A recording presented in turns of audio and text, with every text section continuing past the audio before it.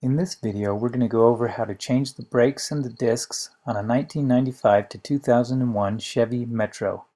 You don't have to pull the hubcaps off, but I like to do it to get a little bit better access to the lug nuts. To get started, go ahead and set the e-brake and put the transmission in neutral.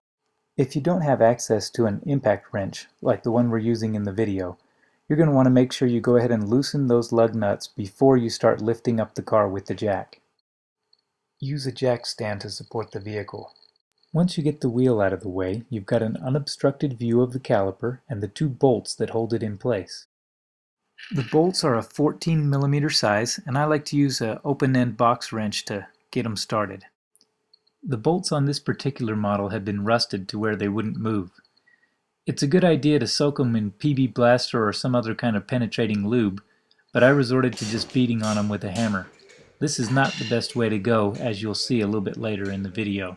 There are definitely better ways to do it, but if you're getting impatient, sometimes the hammer will work. Once the bolts come loose with the box end wrench, I like to switch over to a ratchet to get the bolts out a little bit faster.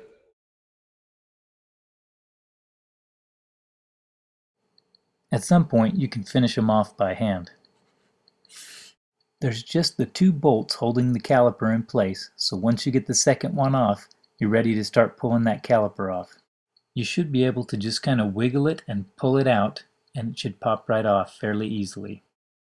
The brake hose attached to the caliper is somewhat delicate, so instead of letting the caliper hang by the hose, you'll want to bend up a piece of hanger like this, hook it to the coils of the suspension, and then slide it through the caliper so that the weight of the caliper is hanging on the wire and not on the hose. With the brake pads exposed, you can now just wiggle it and slide that brake pad right out of the remaining bracket piece. There's just a couple little channels that it slides out of. If you're unfamiliar with this type of vehicle, go ahead and take a look at the brake pads as you remove them so that you can remember the way that they go back on. The back one is the same way, and sometimes they do get a little bit stiff, but you need to just kind of work them until they slide right out. There's two screws that hold the disc onto the bearing assembly. Use a Phillips screwdriver to remove them. To get the disc off, you'll need to remove the caliper bracket as well. It also is held in by two 14mm bolts.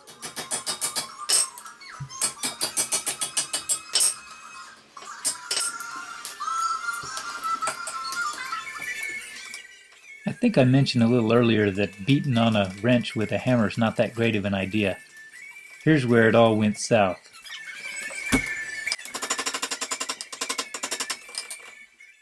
I didn't realize it at the time, but that last hit with the hammer was enough to break that bolt off, and once I hit it with the ratchet, it actually came off right in my hand.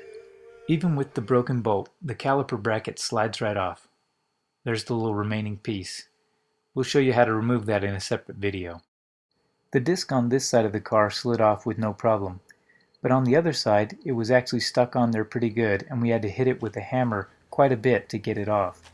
That was fine in our situation because we had already planned on installing new discs and we had the brand new discs ready to go on.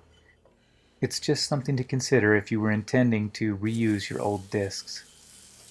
If your plan is to reuse the old discs, you'll want to take them to the local machine shop and have them test them to make sure that they're still within specifications, and then mill down the surfaces to get them exactly straight.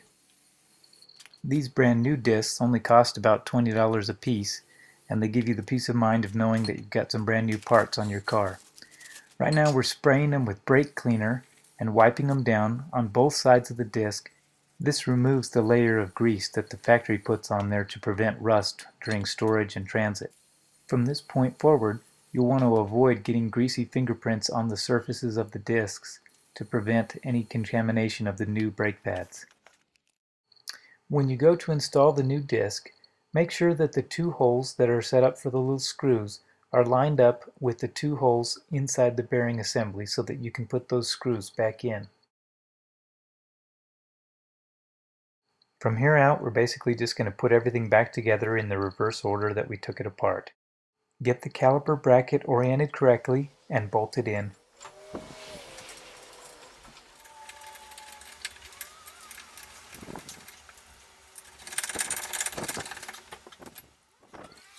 Once the bolts are snug down, you'll want to get out the torque wrench if you've got one and torque them to 24 foot-pounds. With the caliper bracket in place, get the new brake pads and start to install them. I started with the one in the back, and you just align the little ears on the brake pads with the grooves on the caliper bracket and slide it in until the brake pad is actually flush with the rotor.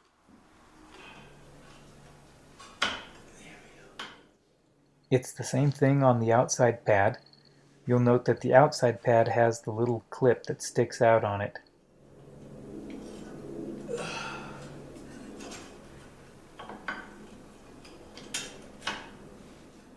Once it snaps into place and both brake pads are touching the rotor all the way across their surfaces, you're ready to start working on reinstalling the caliper. Since the pad thickness on the new pads is thicker than the old pads, you won't actually be able to get the caliper to slide on without first pushing in the piston. Use a piece of wood to cushion the piston and hook up a C-clamp to compress the piston back up into the caliper.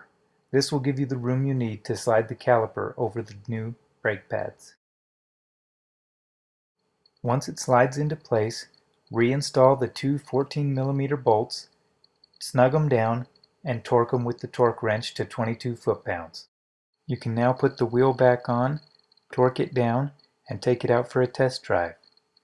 You'll want to be careful on the test drive because the first couple times you hit the brakes, they're going to feel mushy as the brake pads take their set up against the new rotors. Thanks for watching, and don't forget to retorque those lug nuts after you put a few miles on the car.